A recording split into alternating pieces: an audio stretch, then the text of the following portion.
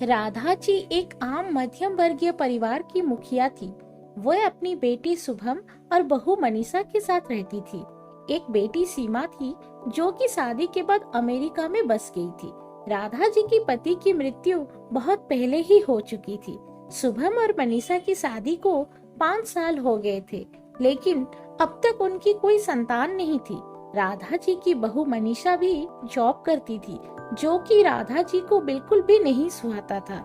वे जल्द से जल्द दादी बनना चाहती थी, लेकिन मनीषा और शुभम यह अच्छी तरह से जानते थे कि अभी मनीषा का जॉब करना कितना जरूरी था। राधा जी अपनी बेटी शुभम से इस बारे में बात करती तो शुभम किसी न किसी बहाने से बात को टाल देता था। इसलिए वो मनीषा को ही परेशान करने के बहाने ढूंढती रहती थी ताकि वह अपनी जॉब छोड़ दे। और अभी कोरोना काल में तो मानो उनके मन की मुराद ही पूरी हो गई थी। हालांकि वह दिल की बुरी नहीं थी, लेकिन पोते की चाह में वो ना चाहते हुए भी ऐसा कर जाती थी। अपनी हम उम्र सहेलियों को दादी बनते देखकर उनका मन दुखी हो जाता था। उस दिन भी घर में ऐसा ही कुछ हुआ। ऑफिस में काम की वजह से मनीषा देर तक सोती रही और राधा जी को अच्छा खासा मौका मिल गया। ये क्या बहू, अभी तक सो रही हो?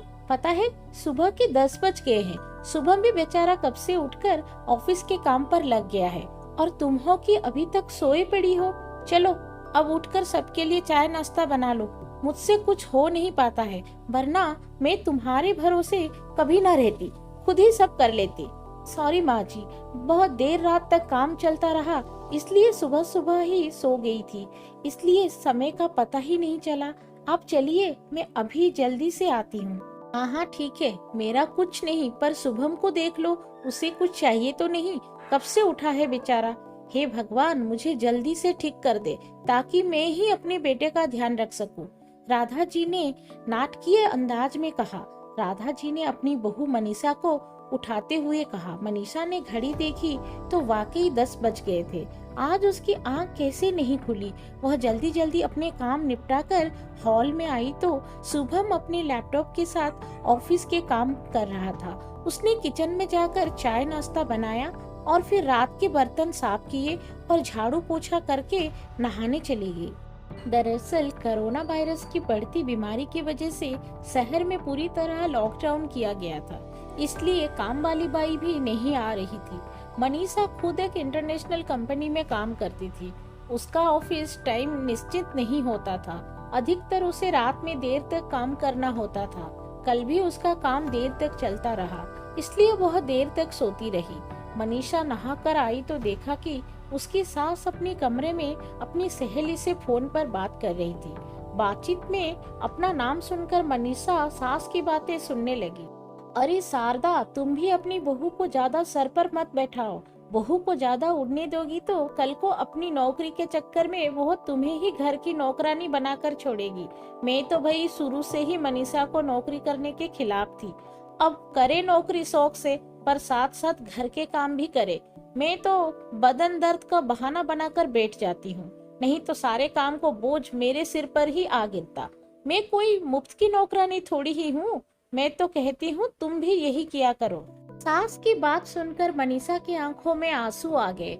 वह जिस सास को बीमार समझकर उनकी दिन रात सेवा करती है, उन्हें एक ग्लास तक उठाने नहीं देती है। सारा दिन घर का और रात को ऑफिस का काम करके थकान से चूर होकर भी उफ तक नहीं करती, उसका यही फल मिला है उसे। माना वे मेरी नौकरी के खिलाफ है, मगर यदि घर की किस्त नहीं होती तो वह भी कभी नौकरी नहीं करती। शुभम का बोझ कम करने के लिए ही तो वह नौकरी कर रही थी।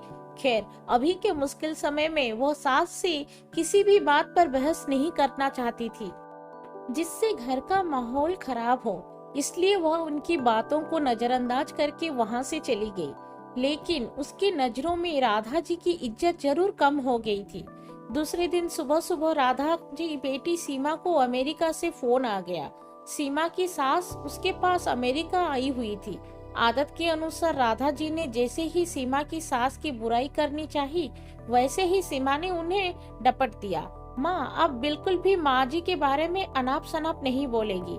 पता है आपके चक्कर में आकर मैंने उनके साथ कितना बुरा व्यवहार किया था, लेकिन आज मुझे उनकी कीमत पता चल गई है।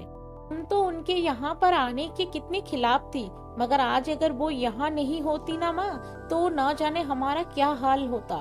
तुम्हें तो पता ही है कि मेरा नौकरी करना कितना जरूरी है। कोरोना ने यहाँ भी ऐसा कहर ढाया है कि घर से ही सब करना पड़ रहा है। किट्टू का बेबी केयर सेंटर भी बंद है। मैं और राजेश फुल टाइम बिजी रहते हैं। ऐसे में माँ जी ने अकेले ही किट्टू के साथ साथ पूरे घर का सारा काम संभाला हुआ है। मुझे कुछ भी नहीं करने देती है। अगर वह नहीं होती तो माँ हमारा क्या होता, यह सोचकर ही रोंगटे खड़े हो जाते हैं। सच में माँ, वे कोई साधारण महिला नहीं है, बल्कि मेरे लिए तो देवी के समान है। मेरे इतना अपमान करने के बावजूद। और सीमा रोने लगी। उसने फोन कट कर दिया। सीमा की बात सुनकर राधा जी की भी आंखें भर आई। उन्हें अपनी भूल का एहसास हो गया था। मनीषा तो वाकई उनका कितना ख्याल रखती है। उनकी कड़वी से कड़वी बात को भी बुरा नहीं मानती है, उल्टे जवाब भी नहीं देती है। वाकई अभी का समय तो एक दूसरे का हौसला देने का है, सारे गिले शिकवे भुलाकर एक दूसरे की मदद करने का है। तो फिर वे स्वार्थ में कैसे अंधी हो गई थी, इतना कैसे गिर गई थी कि ऐसे मुश्किल समय में अपने ही परिवार की सहायता नहीं कर सकती।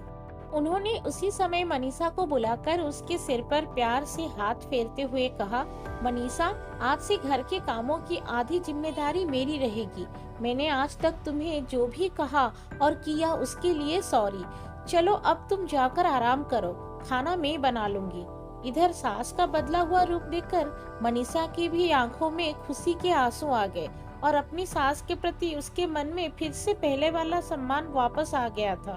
शायद हमारे जीवन में मुश्किल समय आता ही इसलिए है कि हमें एक दूसरे की अहमियत का पता चले।